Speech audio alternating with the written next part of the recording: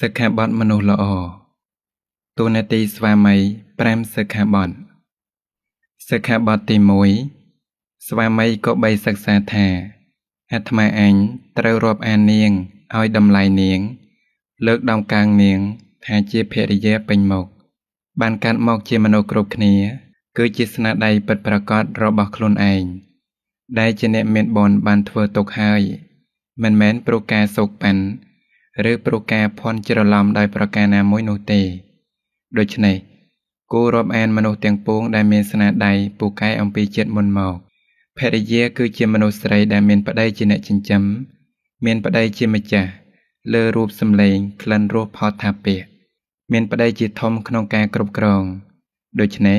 ស្វាមីត្រូវគោរពតួនាទីរបស់ខ្លួនជាអ្នកចិញ្ចឹមជាម្ចាស់និងជាអ្នកធំក្នុងការគ្រប់គ្រងថែទាំឲ្យដល់នារីម្នាក់ដែលខ្លួនបានយកនាងជាភរិយាហើយនោះយ៉ាងនេះទើបសមនឹងឈ្មោះថាផស្តាស្វាមីប្តីស្វាមីត្រូវចម្រើនមេត្តាទៅរកភរិយានិងការអាណិតឲ្យបានច្រើន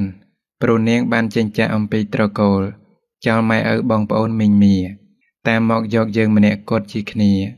ប្រគល់កាយផ្ញើជីវិតឲ្យដល់បុរសម្នាក់ជាស្វាមីគ្រប់គ្រងជំនួសម៉ែឪនាងសិក្ខាបទទី2ស្វាមីក៏បីសិក្សាថាអាត្មាអញមិនត្រូវមើលងាយនាងជាភរិយាឡើយព្រមយកប្រពន្ធដោយព្រមចូលកាន់សមរភូមិមិនមែនមិនដឹងរឿងរ៉ាវអ្វីសោះហើយចេះតែប្រថុយនោះទេអ្នកចម្បាំងគេរៀនយុទ្ធសាស្ត្រចំណែកអ្នកគ្រប់គ្រងផ្ទះក៏ត្រូវចេះក្បួនសម្រាប់គ្រប់គ្រងដែរត្រូវចេះច្បាំងជាមួយចិត្តអាក្រក់របស់ខ្លួនផងទប់ទល់ដោះស្រាយចំពោះកិលេសរបស់ប្រពន្ធផងការពារវិបត្តិភយន្តរាយផ្សេងទៀតផងគឺជាការគ្រប់គ្រងដោយអំណត់អត់ធន់ជាទីបំផុតដាច់ខាតកុំយកការមើលងាយមើលថោកមកធ្វើចម្បាំងវាមិនពូកែឡើយការមើលងាយសត្រូវវានាំឲ្យប្រហែសសេចក្តីប្រហែសជាចំណុចចាញ់ធម្មតាប្តីប្រពន្ធសុទ្ធតែជាអ្នកមានកិលេសហើយជាធម្មតារបស់កិលេសរមែងនាំមកនៅទុក្ខដូច្នេះទើបកិលេសឈ្មោះថាជាសត្រូវតើវាលំបាកប៉ុណ្ណាទៅចំពោះជីវិតដែលរស់នៅក្នុងជំរំនៃសត្រូវនោះណាស់ហើយចុះទ្រាំទៅហើយត្រូវខំទូមានចិត្តទម្លាប់ឲ្យចេះស្មោះត្រង់នឹករលឹករឿយដល់សេចក្តីល្អរវាងគ្នានឹងគ្នាកុំមើលងាយគ្នាឲ្យសោះសុទ្ធតែជាអ្នកជប់ខ្នោះទាំងអស់គ្នាទេត្រូវមានមេត្តាដល់គ្នាទៅប្រពៃសិក្ខាបទទី3ស្វាមីក៏បីសិក្សាថាអាត្មាអញមិនត្រូវប្រព្រឹត្តក្បត់ចិត្តប្រពន្ធឡើយការស្មោះត្រង់ចំពោះគ្នានឹងគ្នាគឺជាបេះដូងអាពាហ៍ពិពាហ៍ស្វាមីទោះបីមានការខ្វះខាតក្នុងមុខនេតិដតីខ្លះប៉ុន្តែរក្សាការស្មោះចំពោះភរិយាទុកបានដោយល្អមិនក្បត់ចិត្តមិនច្របូកច្របល់ក្នុងកាមគុណជាមួយស្ត្រីដតីអាចចាត់ទុកបានថាជាស្វាមីដែលល្អម្នាក់កម្ររកជាស្វាមីអាចធ្វើឲ្យក្រុមគ្រួសារកក់ក្ដៅមាននៅសេចក្តីសុខរស់នៅជាមួយគ្នារហូតដល់ចាស់មានសម្រស់ល្អដល់កូនចៅដូចមេអំបៅលំអសួនផ្កាអណ្ដាននឹងធ្មេញរមែងតែងតែប៉ះខ្ទប់គ្នាខ្លះជាធម្មតាប៉ុន្តែបាននៅជាមួយគ្នាដោយល្អ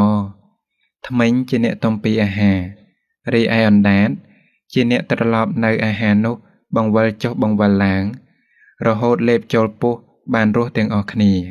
យ៉ាងណាមិញប្តីប្រៀបដូចធ្មេញប្រពន្ធប្រៀបដូចអណ្ដាតការនៅជាមួយគ្នាធ្វើការជាមួយគ្នាក៏រមែងទាស់តែង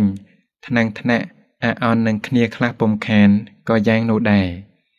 ប៉ុន្តែការស្មោះត្រង់ប្រកបដោយមេត្តាករុណាប្រៀបដូចជាអាហារក្នុងមាត់សិក្ខាបទទី4ស្វាមីក៏បីសិក្សាថាអាត្មាអញត្រូវប្រគល់ឥស្សរិយៈគឺភាពជាធម៌ឲ្យដល់នាងជាភរិយាចាត់ចែងកិច្ចការងារក្នុងផ្ទះឥស្សរិយយសរបស់ស្វាមីធ្វើឲ្យស្ត្រីជាភរិយាទន់ភ្លន់ចិត្តទោះបីនាងមានរូបល្អយ៉ាងណាក្តីមានទ្រព្យមរតករបស់នាងច្រើនក្តីមានញាតិច្រើនក្តីមានសិលធម៌ចរិយាមេរយាទល្អប្រពៃក្តីរួមទាំងកម្លាំងបុត្រទៀតក្តីសរុប5យ៉ាងនេះចូលគ្នាក៏មិនមានកម្លាំងស្មើនឹងកម្លាំងឥស្សរិយយសរបស់ស្វាមីបានដែរ នេះបញ្ជាក់ឲ្យឃើញកម្លាំងអិសរិយៈដែលស្វាមីត្រូវគ្រប់គ្រងភរិយាមិនចង់និយាយថាស្វាមីគ្រប់គ្នាត្រូវតែធ្វើជាអ្នកធំក្នុងនគរនោះទេ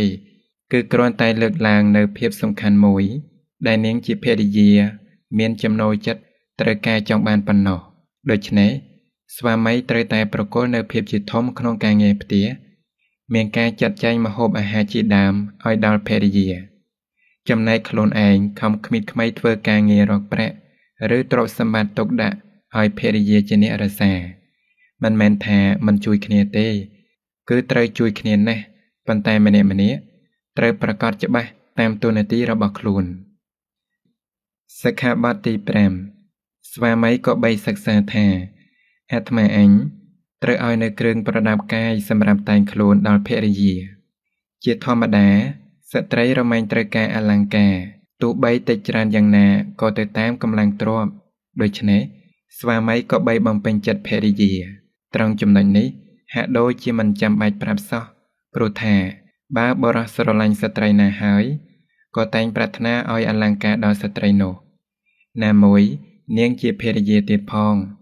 ពិតមែនតែភរិយាប្រដាប់អលង្ការប៉ុន្តែវាសង្ហាស្វាមីអីនោះទេតើតាមពិតព្រះសម្មាសម្ពុទ្ធទ្រង់ត្រាស់សម្ដែងអំពីវត្ថុសម្រាប់សង្គ្រោះគ្រប់យ៉ាងដើម្បីបណ្ដុះនៅពូជមេត្រីភាពឲ្យដល់សត្វលោក